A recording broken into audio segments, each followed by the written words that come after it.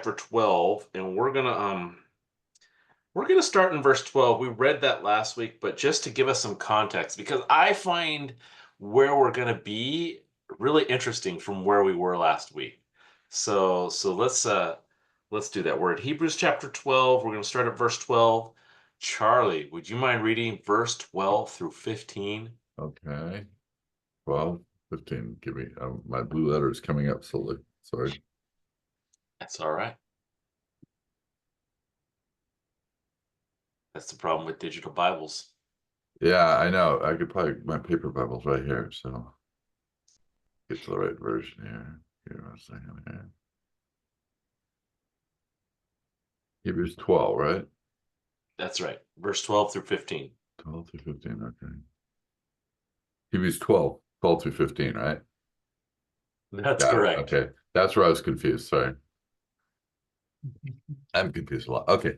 I therefore strengthen the hands which hang down the feeble knees, and make straight the paths for your feet, so that what is lame may not be dislocated, but rather be healed. Pursue peace with all people and holiness, without which no one will see the Lord. Looking carefully, lest anyone fall short of the grace of God, lest any root of bitterness springing up cause trouble, and by this many will become defiled. So what the passage we're going to look at today is verse 14 and 15, and maybe a little bit more, but it says, "Pursue peace with all people and holiness, without which no one will see the Lord." And I just want us to bring it back to what we talked about last week, which is really interesting, because last week was about um, it was about strengthening the hands. It was about continuing to work on, to continuing to move and go forward when things are hard. And it's not talking about, you can't take a break, but sometimes things are hard and what you want to do is just stop, and that's not what you're supposed to do. You're supposed to keep going on. So it's this encouraging others.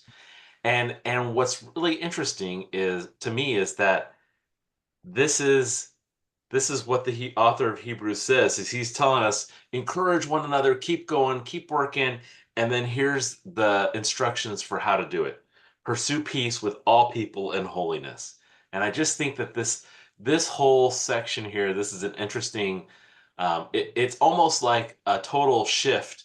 When I'm thinking of and he talks about doing these verse 13 is this idea of creating these good habits that help you to keep going forward.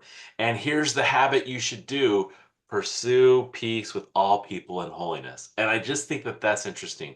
We talked last week about some ways that we might be able to create these good habits where we can keep moving forward.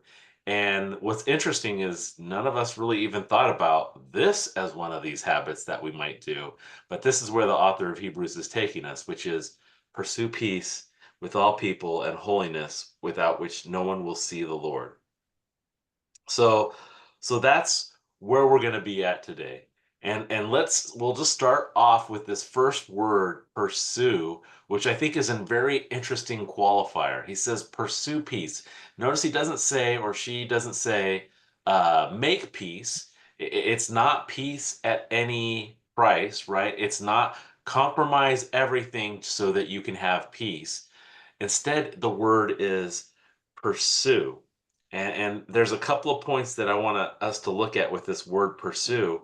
And the first is to recognize that when you're pursuing peace, that doesn't mean you actually ever achieve peace. It's a pursuit, but you probably won't ever get there, right? If you're pursuing something that's in front of you, that's always in front of you, you're never going to get there. It's like counting all the numbers between 0 and 1. You can try to do it, but you're never actually going to count all the numbers between 0 and 1. And so I just think that this is interesting that the author says this, he uses this word, pursue it. And so, and again, we talked about and it mentioned this isn't make peace at all costs, it's pursue it, which may never be achieved. And I think that this is interesting. If we look at Jesus, he's this great example of pursuing peace, right? He was a peacemaker in multiple different ways, and yet he did not get along with everybody. There were several people who actually disliked him so much that they wanted him to be killed. And there were several people who actually managed to kill him because they didn't like him. And yet he's this peacemaker. And so it's worth pointing out that pursuing peace doesn't mean we're going to have peace with everybody. There's going to be people who are going to hate us just because of our association with God. Jesus doesn't compromise anything he's saying. He says things that are hard, but he pursues peace. I love when the lady is caught in adultery and they bring to him and the whole thing happens, and at the end he's like, "Where are your condemners?" And she's like, "I don't know, they're gone." And he says, "I don't condemn you either." And then he says something cool. He says, "Go and sin no more," right? So the idea, he didn't compromise on the sin, but he also didn't condemn her. And so he's pursuing peace in this way. And so that's something that we can learn from in himself. And the second part, which I think is the most important part that we have to understand about this word pursue, is the idea here is that it's a habit and that it is something that we are doing on a regular basis, and so we get into the habit of doing. And that's in context with what we read last week, where it was making these good habits. And here is this good habit that we can have. It's peace, to make and develop this habit of always trying to be on the side of peace and being a peacemaker and having this attitude that of peace and humility. And unfortunately, this is one of these aspects of peace, which is humility.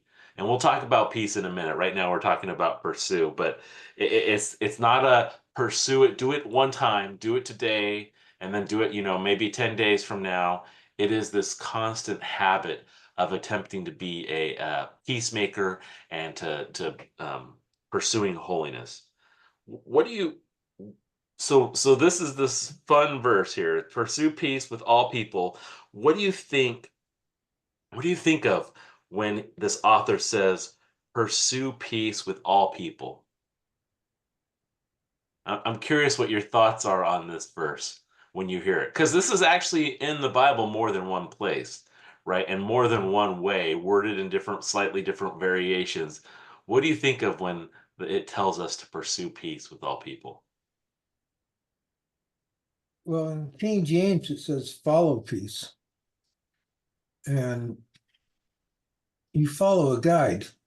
If you have a guide, the guide will follow you. You don't get ahead of the guide. You follow the guide. And so you're following peace. You're letting that guide your actions. Yep. Follow's a good word too. Yeah. Yeah. Mm. It's interesting to me, this whole idea of doing it regularly and being a peacemaker and having this habit of being a peacemaker. That seems that's one of those things in my mind that's really stuck out at this verse, is this idea of a habit of peace. I think it's easier to pursue peace than love your neighbor. Oh, interesting. Okay. Yeah. Why is that? Well, I mean, you don't have to agree with them. You just have to Okay. get along with them, right? Okay. Okay. I mean, peace go ahead. means you have, a civil relationship with them and not hostile. Sure. So you don't have to agree with what they're saying or what they're doing. You just accept it and just get along with them. Yeah. This is an interesting concept that you're bringing up, Bill, and let's talk about it in a little bit later, because I think this is an important aspect of what you're talking about, being civil and having these types of conversations. But I think it is interesting that you say that you think pursuing peace is easier than loving your neighbor. I don't know about, for me, that I don't know that that's true, at least for me. It seems like those are synonymous, that those are very similar to each other, where in order to love my neighbor, I'm going to have to be at peace with them. Um, yeah, I don't know. Sean, we're in Hebrews 12. We're looking at verse 14. Okay. Contextually, I think um,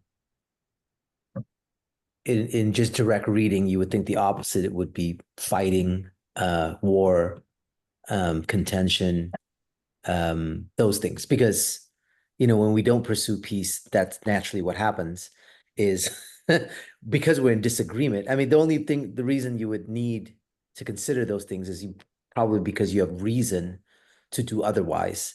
Yeah. And the Bible's telling us instead, pursue peace instead of contention or anything else that goes along with those synonyms for one another. So that's the first thing that comes to my mind. It's just like, am I argumentative?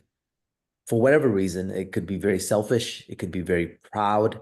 It could be rooted in pride. It could just be rooted in anger. It could be rooted in all kinds of things that justify my reason to do everything other than peace. Yeah. So the instruction to me is just to be watchful of these other things that seem to be more natural when we disagree with one another. We, meaning anyone that disagrees with anyone over anything. There's just a natural bent towards arguments and everything else. But there's a delicate balance, right? When do you stand up for the right thing? Because Jesus argued with the Pharisees too. So it's a very interesting, and that's why I don't think we can do it perfectly, but this is a pursuit of something up to a certain point. But that where that certain point lies is not that easy to it's a hard thing identify to me, at least. It's not that easy. But I think you also bring up a really good point, which is naturally that's not where man is built, right? Naturally, it's easier to divide, it's easier to make war. And especially if you think of contextually for the Hebrews at this point, they're being persecuted for following Jesus. It's easier for them to want to fight back than to stand firm and make peace with those who are attacking them. It's not, we're not. When somebody attacks us, our natural inclination is, what is it? Fight or flight. It's either to run away or it is to fight back. And what the author is saying, that's your natural inclination, but don't do that. Make peace. And I think this is a key to understanding where you're talking about where the line is, Rich. A lot of it is we have to take our pride and ourself out of the equation and approach it with humility and then say, okay, am I compromising? If I'm compromising, I'm to make peace. That's not the right place. But am I, causing division by doing this? Then that's not the right place either. So I think that's the helpful. And again, as you mentioned, we're not going to be perfect at it, but that's the helpful place for us is this verse is to pursuing peace is that idea of humility and wanting to just, look at it from God's perspective and what would he want me to do? I'm not saying it's easy, but go ahead. What do you mean by compromising, John? What do I mean by compromising? Okay, I mentioned earlier the woman caught in adultery. He could have just made peace and said, he could have done it in a couple of different ways. Jesus could have said, I'm going to make peace with the crowd. Okay, stone the lady, and we're all done. Or he could have compromised with the lady and said, yeah, whatever, what you did wasn't, you were caught in adultery, but I'm just going to look the other way. And that would be a compromise that he would have made. But he didn't do either of those things, right? He looked at the lady and said, I'm not going to condemn you. And then he also said, but go and sin no more. And I think that's the key. Because if he had just said, I'm not going to condemn you, whatever you want to do is fine, that would have been a compromise on his part. What, just to kind of throw just a teeny wrench. Throw a big one. Okay. I'm just curious, how would you, not compare, but how would you, what's the word I'm looking for? I'm thinking of when Christ told us to turn the other cheek, and that would be basically to keep peace, and that would be a compromise, us turning the other cheek, wouldn't it? I would argue that it kind of depends, but in general, it's not because as I mentioned before, we have to approach it with humility and take our pride out. When somebody slaps you on the cheek, the first thing that's going to happen in general, at least I should rephrase this, the first thing that's going to happen to me is I'm going to get mad. How dare you slap me on the cheek, right? And my pride is going to flare up, and I'm going to most likely react based on my pride being hurt, also my cheek being hurt. But on the flip side, if I take my pride out of it, if I approach this in humility and I take it on the cheek, then I could look at it in a different perspective. And then then you have to look at the context of what's going on. For example, when Jesus died on the cross, that was him taking it on the cheek, right? That was him turning the other cheek and saying, I'm not going to take I'm not going to let my pride get in the way. I'm going to follow the Father's will, even though you're hurting me. But at the same time, there's going to be another time when Jesus comes back to earth, and he's not going to take it on the cheek. And again, that's because the Father's will is that he comes and sets a kingdom here on earth. And so I think a big part of this is it is following the will of the Father. It is following Jesus. But I don't think that, for me at least, I need to qualify this. For me, that's not the issue. For me, the issue is always going to be my pride. It's always going to be me wanting to stand up for what I think, how I was harmed. And if I can separate myself from that, then I have clarity on where the Father wants me to go, or how to follow Jesus. Does that make sense? Hmm. Does I don't anybody always- disagree? I don't always like what you're saying, but that it makes Yeah. sense. My Yeah. pride gets in the way on that. Someone slaps me, I don't let that go. I mean, Yeah. the other end of this, I think of, in the state of persecution, in a state of difficulty, in a state in which you're called to stand for your faith instead of back down, speak the truth instead of not speak at all. And again, it doesn't mean every circumstance, but just saying there are circumstances in which we're going to be called to do that. You can see where, pride and anger is one thing.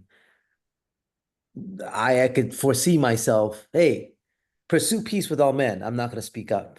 I'm not going to say anything. But it's really a cover of, I'm afraid, I'm scared, I don't want to Yeah. get, that kind of thing. And I don't know if that gets applied. I certainly can see myself doing that from a compromise perspective, to be careful that Yeah. this doesn't become the end all for everything, because it needs to be considered. Again, I think I think you hit the key point. Apart from yourself, what is God trying to do in the midst of all this? Because you get Jesus telling us, yeah, pursue, and obviously this comes from him pursuing peace, but yet he's also the guy that says, I didn't come to bring peace.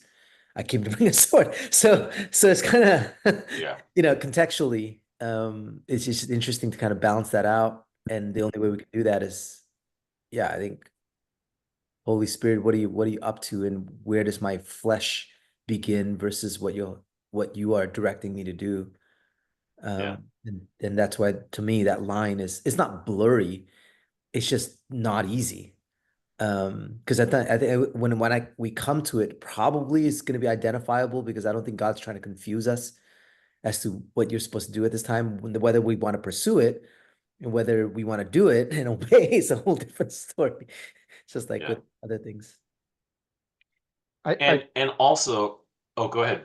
I was just gonna say, I think it's interesting what you prefaced this with about pursuing peace, and you mentioned not at all costs. There's instances where peace may not be possible.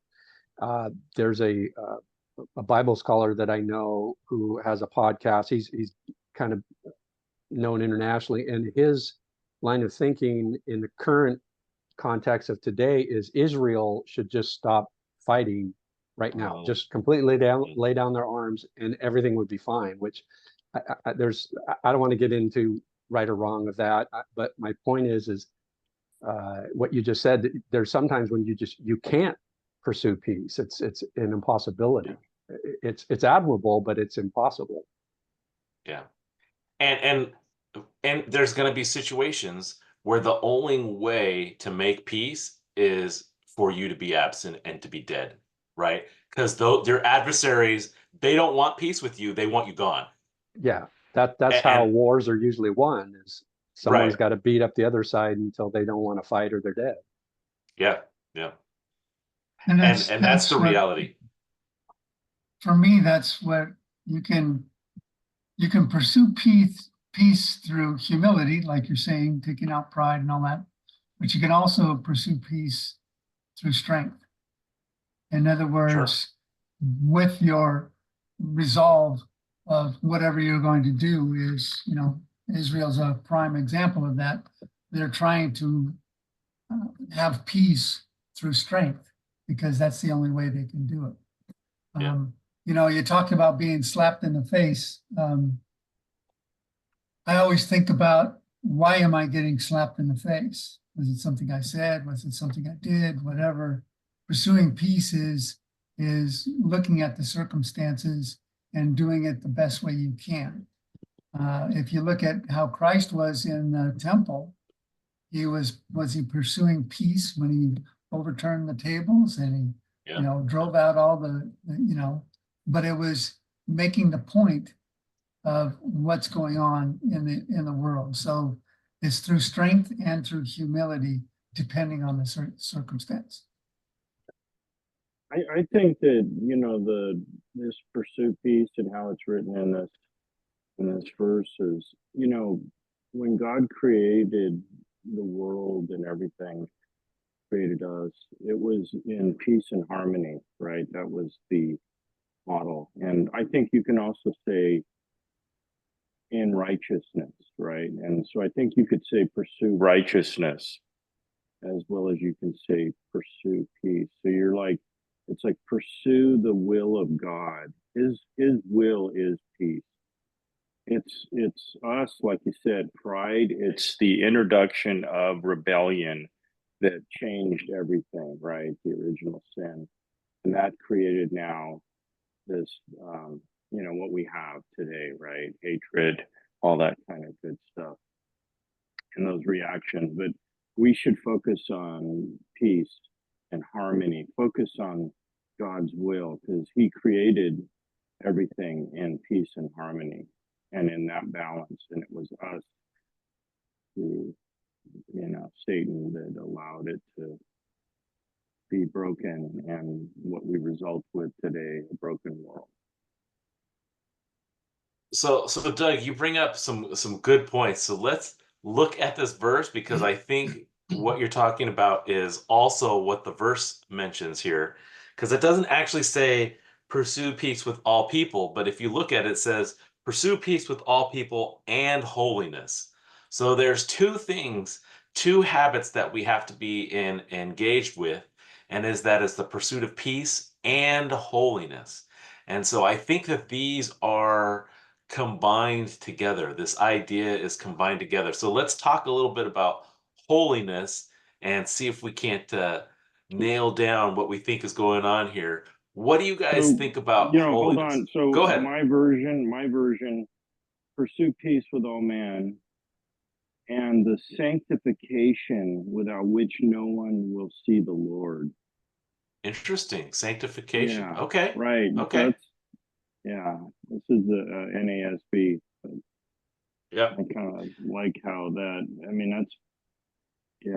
that kind of like talks to us, right? And how we need to continually to improve. And that improvement is heading towards God's will and righteousness, right? And peace. All right. Any other thoughts? What do you, so sanctification and holiness, there's a little bit of difference between them, but in this context, I think we're talking about the same thing. What do you guys think? What do you think of when we're talking about holiness or sanctification? What does that mean? Well, there's a positional holiness and a practical holiness that we experience. The positional is on regeneration, but then the practical is a continual part of our life. And I think this particular verse, looking at many different versions of it in different translations, it really points out the positional and the practical, because some of it, what Doug just read, if you look in the Amplified Bible, it says, and the sanctification, which without it, no one will ever see the Lord. So that would indicate you don't even have positional holiness or sanctification. So this verse here, to me, really screams out both a positional and a practical aspect of holiness, and that we should strive, one, for the positional, not just strive, but just lay down everything for it, but then also strive for that practical holiness that we do every day in our lives. That is interesting. I had not considered, I understand where you're coming from. I had not considered the meaning of that verse in that way. So all right, I like that. Yeah. But I had looked at, oh, go ahead, Rich. I was going to say it is related, right? I mean, we Right. It is. if you have the positional positional sanctification, we've been saved, we're going to pursue. That's what the Holy Spirit's doing, and Yeah. it's sort of, kind of related in that way. I suppose you could interpret it both, but I just think that you can't go with one without the other. Of course, now, how far we are along that road is a whole different story, but because some Absolutely. have just started, some have gone on for a while, but I think they're related in that sense, of course. So let's get back to what it means though to be holy or sanctified, because you were bringing this up. You Tim, you mentioned there's the positional and there's the oh man, I forgot the word you used. Practical. Practical, that's right. So what is this practical holiness or sanctification? What does that mean that we're should be doing? Like if the author tells us to pursue sanctification or pursue, practical sanctification or holiness, what is the author telling us to do? Well, the simple excuse me, the simple answer is just it's works. It's what we do. But I want to make perfectly clear that I'm not saying works leads to your positional holiness, because it does not. But the practical side, once again, you can expand upon this, but from what I understand, it's the works works. aspect. Yeah.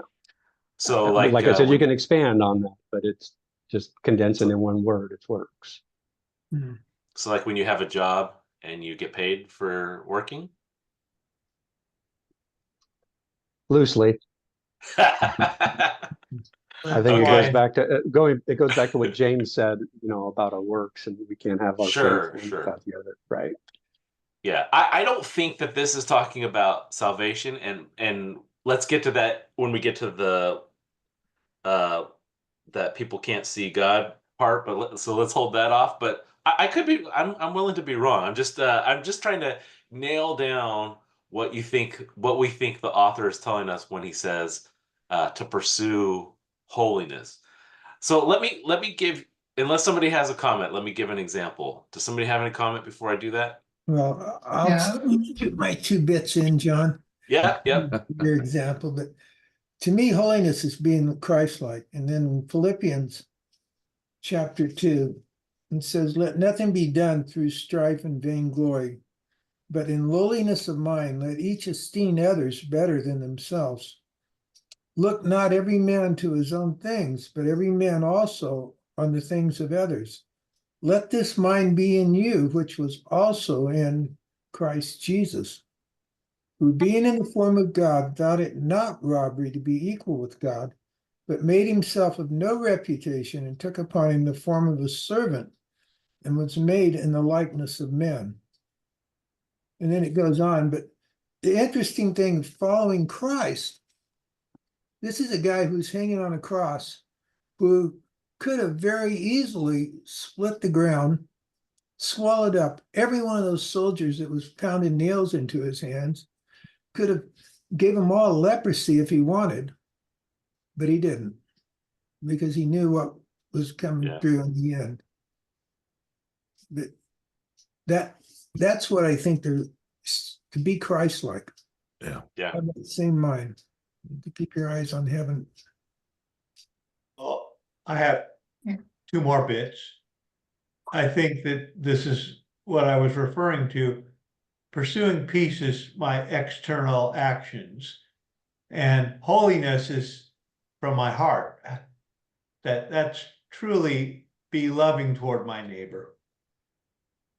And that's what God wants us to do. That's godlike behavior, holiness. Yes. But I can tolerate my neighbor and make peace, but not feel it in my heart.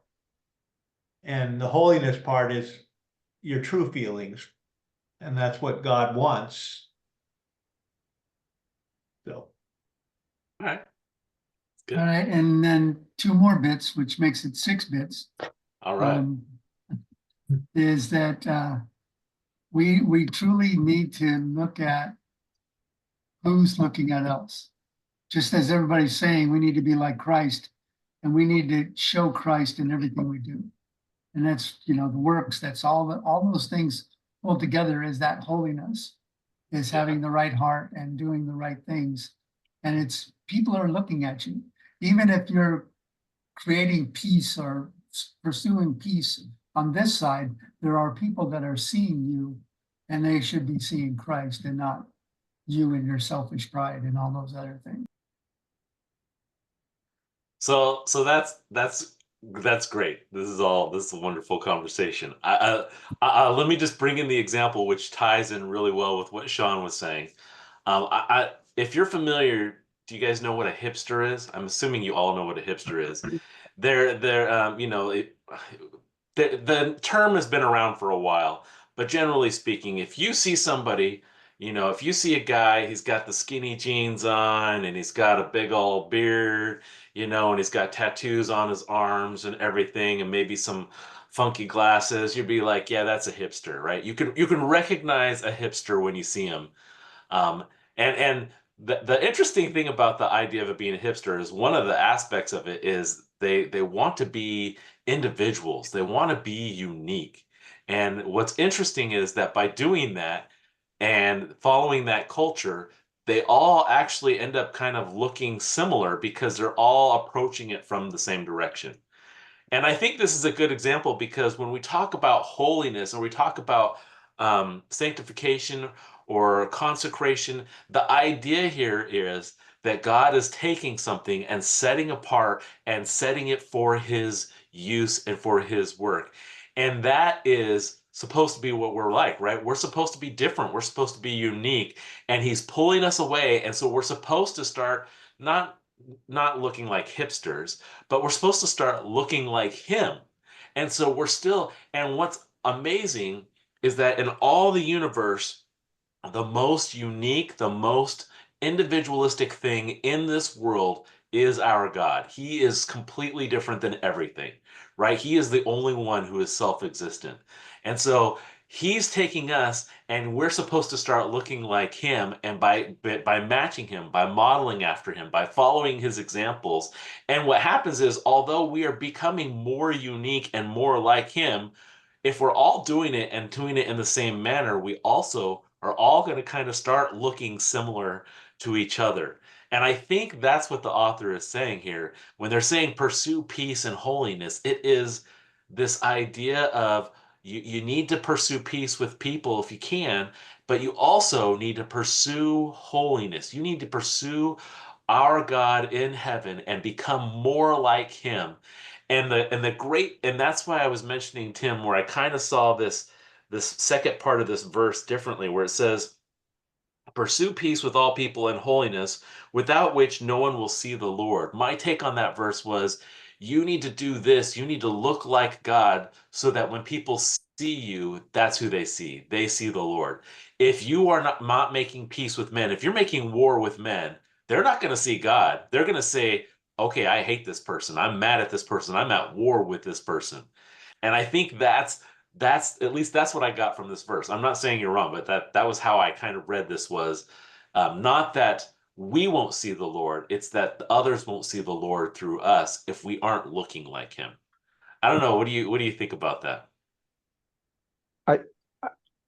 I agree with you, and that's why I brought up other translations, because some translations say you will never see the Lord. Some say which Yeah, no yeah. man will ever see God. So it's it depends. But I mean, we're all going in the same direction. Yeah, yeah. I think that the application can certainly be considered that direction, but at the same time, you look at the rest of the verses, the examples that are to follow seem to tell you there's a real personal falling short here, Sure. not other people related, because he's talking about lest anyone fall short of the grace of God, because if you don't pursue holiness, you know, lest you don't want to be like Esau, which is a personal thing, a fornicator or profane person. So there seems to be, at least in this, it's hard to run from that application for me, I guess, looking at the rest of the verses, the warnings that follow from verse 14. There is a personal thing, not that I'm not saying works-based salvation. I mean, we know that. It's just sort of this idea, though. I There see. is a falling short. There is a profanity and a fornication. Yeah. And we're going to talk about those verses, but what I'm saying is it's hard to separate wait a minute, I need to pursue holiness so that I am pursuing God rightly, lest I fall short of the grace of God, lest I profane, whatever else Yeah. that we're going to talk about here. So yeah, I agree with you, John. I think there's an application there, but it is interesting for me looking at the rest of it. Yeah. It's hard to Yeah. pull away from the personal application of holiness in my own life. Absolutely. And that's the point of this, is our personal, right? This is supposed to be a habit that we're supposed to have, each of us, to pursue peace and holiness. So I absolutely agree with you. I didn't see salvation as an issue in this passage when I was reading it, but I'm not saying that that's correct. I'm just saying that's, as I was reading it, when I saw this fall short of the grace of God, I'm thinking, if I'm not pursuing his holiness and I'm not pursuing peace, then what people are going to see me is going to fall way short of who God really is. And that's kind of the way I was seeing it. But yeah, that could be. I just it's important, though, for us to know, as you mentioned, the personal application, right? We are supposed to be doing this. We are supposed to be pursuing peace and holiness. And I think because these two are tied together, we were talking about at the beginning how it can be hard to pursue peace. I think if you tie the two together, pursuing peace and holiness, it makes it a little bit more clear. When do you pursue peace? You pursue peace when it is pursuing the Father, when it is doing his will or looking like him. And sometimes looking like him is not peaceful, right? There are times, we mentioned, there's examples of Jesus where he's not at peace. He's thrown up tables, he's made a whip, he's done these things. So that's how I like how they're tied together. That's how we can know. That's our compass, is we're following holiness and we're following peace. And when they don't match, we're following holiness. If peace is not possible, we're still following holiness. That's my thought. I don't know what you guys think. That's I just pulled up a commentary on and it says that pursuing peace and holiness, it's not making let's see, it says we're not seeking to please them, we're looking to please God. And that's really what it's all about.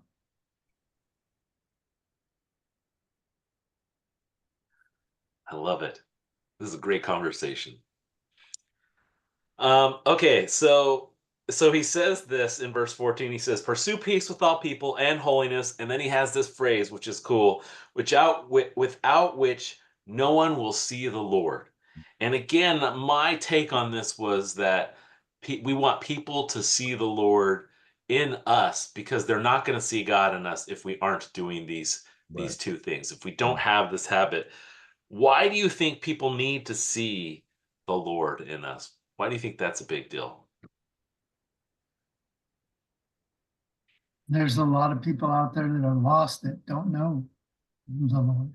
And so, or they do know of the Lord, but they don't follow him or obey him. So when they see us in our flesh, then they're saying, oh, that's a Christian. Look at who he is. But if they see God or see Jesus in us, working in us, then they can see who Jesus is. and maybe even ask better questions. Yeah. Planting a seed. I didn't catch what you said, Bill. Planting a seed. Oh, yeah. I think it's interesting to look at it from the Old Testament point too, right? Because this is Yeah, Hebrew yeah. Christians.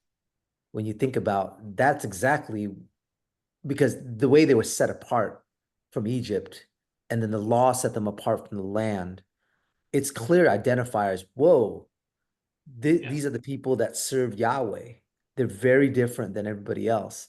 And it's because of that holiness that's setting apart in the form of law at the time. That, what do you mean you don't do that? What do you mean you don't think that? What do you mean you worship that way? It literally was a physical manifestation of the holiness of God in some sense that at least sparked probably conversation culturally to say, why are they so different? Why is this God so different? That people could actually see what the holiness of God might look like. Yeah. And then of course you pull that forward from spiritually speaking, we can see how that could pertain to us as well, not in the form of sacrificial law, but the law of the Spirit. And it's just really interesting to kind of picture what happened in the Old Testament and then now be able to pull it forward. Okay, well, how do I stand out? Because Yeah. the whole point is standing out. The whole point is being separate, different, called apart, a peculiar people, a holy nation, right? And I mean, Peter writes about it later. It's just really interesting to kind of think about that. Well, if the whole point is being set apart so that other people can see, then we really do need to look different in a lot of ways. And right at the center of that, of course, is holiness, because the world is going to pursue some other standard. Yeah. And that was really interesting to think about it from culturally perspective, because you almost have to be loudly different. If I say that, not obnoxiously loud, but loudly different. Yeah. In a way that people can tangibly see. It's just really interesting when I think it along those lines, comparative to what the Jews had to go through when they were going through Canaan and what God was trying to do in them, which is the context of the discussion of Hebrews anyway. So. Yeah. I love what aspect of what you're talking about here, which is the idea of the Sabbath, right? Which was totally a Jewish thing, which is, people would look around, why are you not working on Sunday? I mean, or Saturday? What's the deal with that? And it would be like, well, because I'm trusting that my God is going to provide for me, even if I don't work on this one day a week. And if we bring this into our modern culture, there is a restaurant that is closed on Sundays, and people are when they see that, when they learn that for the first time, they got to be like, what? Why are they closed on that day? That's when I want to go, have some chicken. Why can't I go get my chicken today? And then you have to, and it brings up the question, why? Which it makes them stand out from other restaurants. So it's a good point. I like it. All right, so I have two other points here before we move on to the next verse, which the second point is very similar, and we'll get to that, but I think we'll get to it. The first one is I just want to bring up that we are near Christmas time. And I love Christmas time. If you know me and my family, we do tons of stuff during Christmas. We have lots of traditions that we do and follow, and it's a fun time. I really enjoy it. One of the aspects that I find really interesting about Christmas time is you'll get these cards, or you'll see it on TV, or you'll see this phrase all over, which is peace on earth. And a lot of times nowadays, it used to be peace on earth, goodwill toward men, but now it's just peace on earth. And the idea that a lot of people get is that peace on earth means we're going to have peace here on earth and we're going to all not fight with each other. But that's not what God meant when he said, or when the angels said peace on earth, right? The angel said peace on earth, goodwill towards men, because the idea was that God was trying to make peace with man, and that we can be at peace with God. Even though we've been inherited and in this rebellion that Adam started, that we could still be at peace with God. God wants to have peace with us. And I love that, because that ties in with this point that if we are peacemakers, that's the same heart that God has towards other people. He wants peace with other people. He wants peace with mankind. Now, it's not peace at any cost. He's not going to forgive or he's not going to ignore sin. It still has to be paid. He still has a plan for it, but he had a plan to bring peace to mankind. And so I love this whole idea here, which is that our pursuing peace is also the same character that God has, is he's a pursuer of peace. And so I love that whole concept and idea. And it's Christmas time, as I mentioned, so I like to bring it up because I love that phrase, but I don't think people realize what they're saying when they say peace on earth. So I just want to bring that up. When you hear that this Christmas and you hear somebody say peace on earth, just remember that that's talking about peace with God, which is a really cool thing. And now the second thing that I want to bring up is we talked about holiness. We talked about sanctification. I like the word holiness better just because it's this idea of being different. Sanctification still has that idea, but it's a little bit more removed. But in holiness, it's this idea of being unique and this idea of being different from everything. And what we have to realize is that the opposite of being holy is to be profane. And that's a word that's actually going to get used in the next verse. But we want to keep that in mind. The opposite of being holy is profane. And the idea of profane is that it's common. And if we're talking about man and we're talking about people and we're talking about our interactions and our actions and what we're doing, profane actions are the ones that come easy and naturally. And I think that this is an important thing that we have to realize is that war is natural. It's easy for us to do. Peace is not the easy thing. If we want to just follow our flesh, then we're going to be at war with others. I think that this is really interesting right now in our American culture is we have become a very divided nation. And part of that is because we don't have as many peacemakers anymore. It's easier. So there used to be a time, I used to have this coworker before he retired. We had all sorts of great conversations, and it was because he was older from a different generation. We could disagree and still be good friends. We could disagree and not agree on everything and still be like, okay, let's talk about this and understand your perspective. But I'm not going to think you're evil because you don't follow, that you don't agree with me. But we've changed in this time where it is, if you don't agree with me, then that means you're evil. And so that is easier to do. So instead of arguing about ideas and the merits of ideas, a lot of times our conversations can devolve into, well, that's just evil. You're just an evil person. You're Hitler. Whenever somebody brings up that you're Hitler, they've lost the argument in my mind. I'm like, okay, we're not even talking about anything anymore.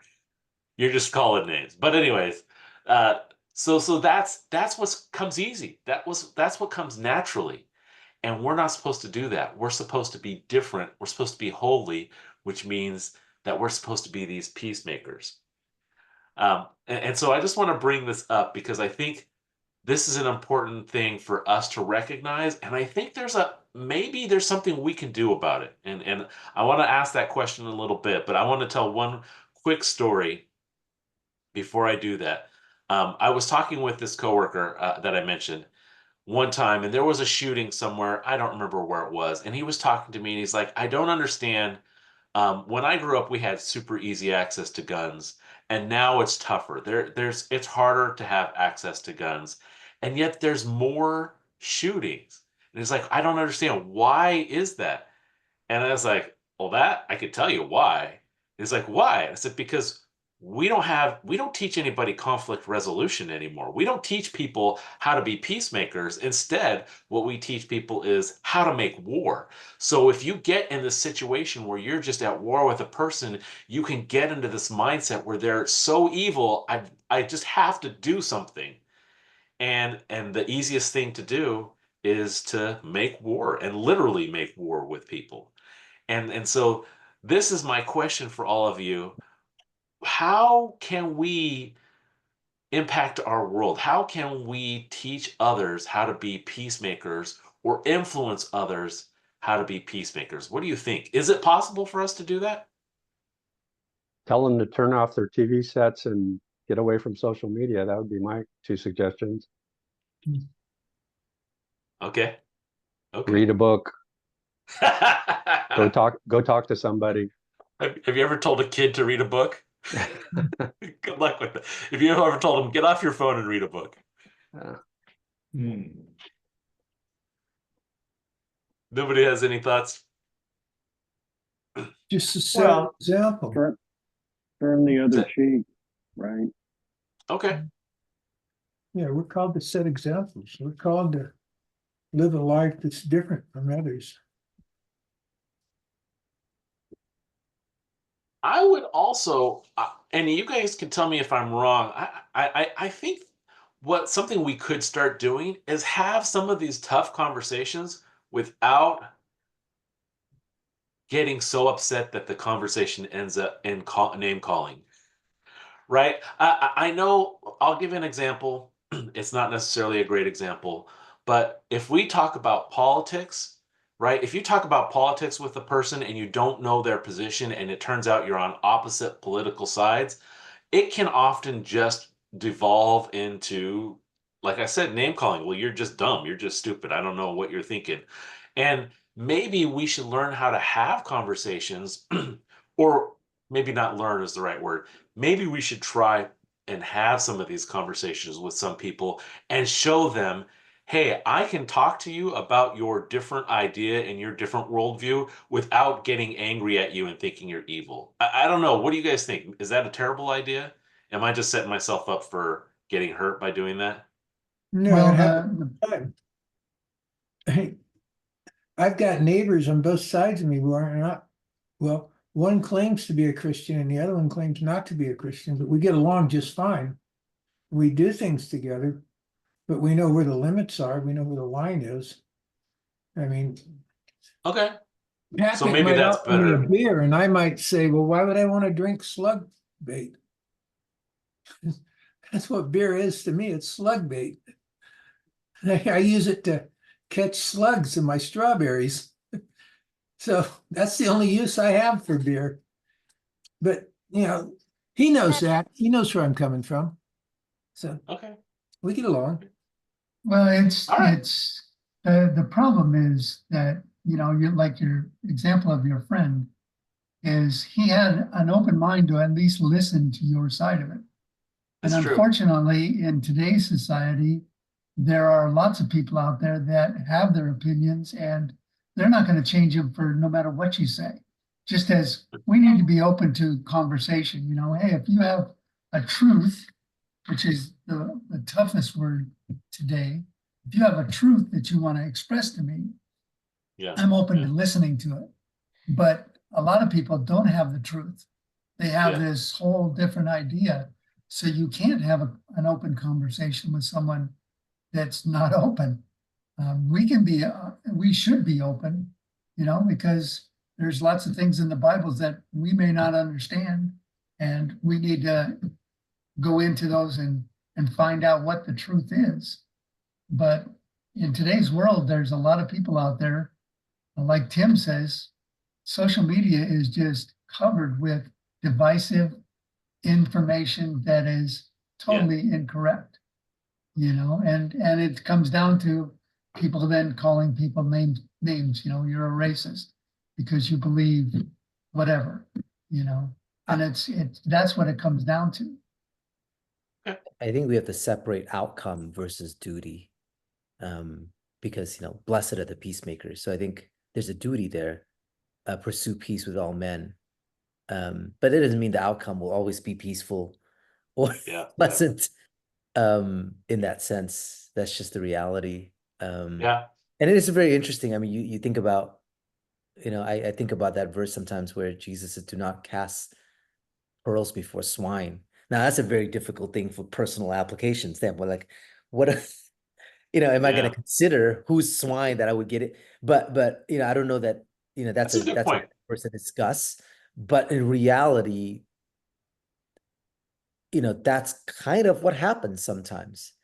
You can Yeah. present beauty of the grace of God and this beautiful salvation that we all know personally to be the greatest treasure anybody could hear.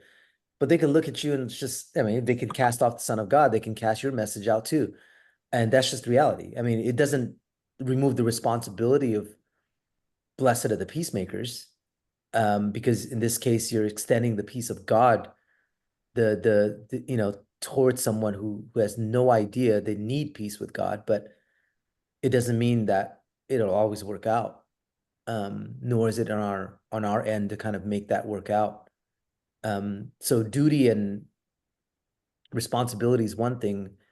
Result and outcome is it's different, Yeah. and we can't always, you know, tie the two together as if we're unsuccessful when you can't actually make the peace, even though you're trying. And I think we have to be at peace even with that, because sometimes it's just not possible at that time.